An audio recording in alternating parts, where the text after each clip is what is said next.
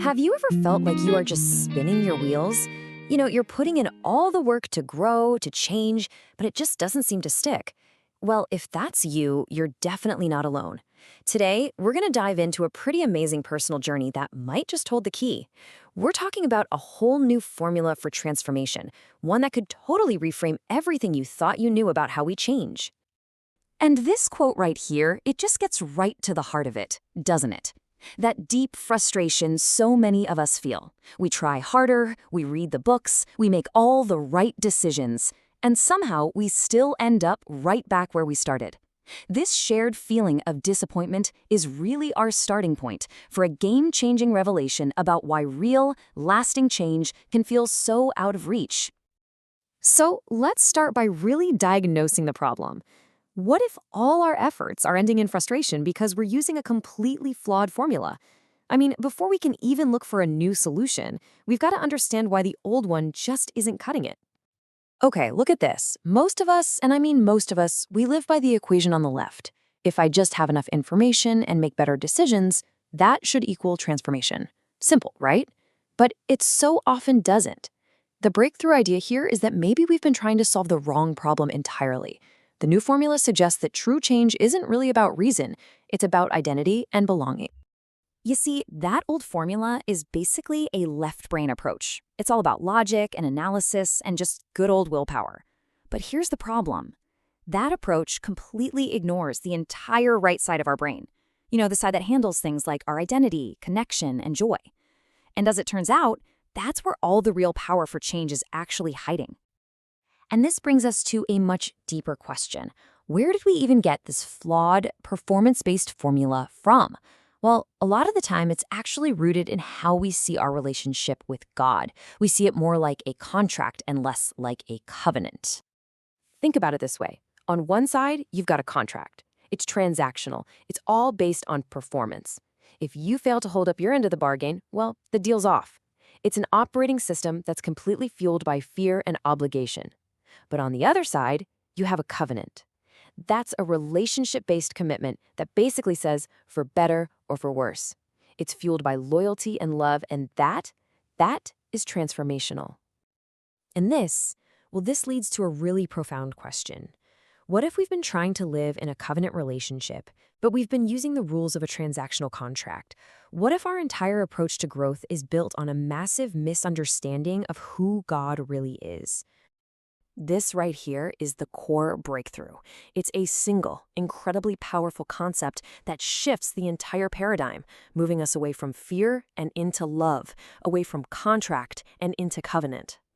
And the word for it is hesed. Now, it's a Hebrew term that's really tough to translate with just one English word, but it describes this relentless, stubborn, totally unearnable, covenant-keeping love. It's the kind of love that doesn't give up on you even when you mess up, even when you break the terms of the agreement. And listen, this isn't just some nice, abstract idea. The Bible is literally filled with examples of hesed in action. It's God wrestling with a messy, deceptive guy like Jacob.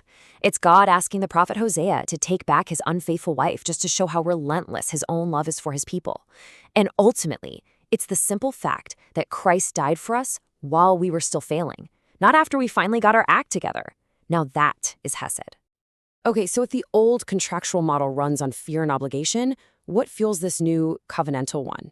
Well, the answer isn't more willpower or discipline.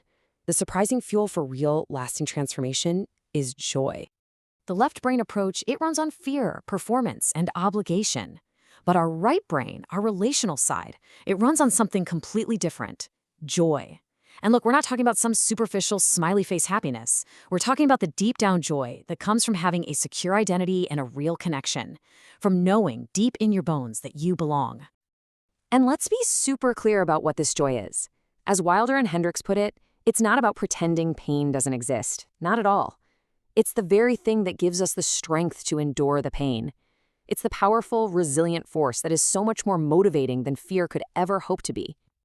This connects directly to a whole new way of defining maturity. It's not about having all the answers or never making a mistake. Real emotional maturity is simply the capacity to endure hardship well. It's about what happens when things go wrong. So how do we do this? Well, this brings us to this really practical framework called rare leadership. When a crisis hits and our fear-driven left brain wants to totally take over, these are the skills we need. Can we remain relational instead of shutting down? Can we act like our true selves instead of just reacting? Can we return to joy as our fuel? When we can do those things, we're able to endure hardship well. So this whole paradigm shift, it does way more than just change our methods for personal growth. It completely reframes the goal of our entire lives.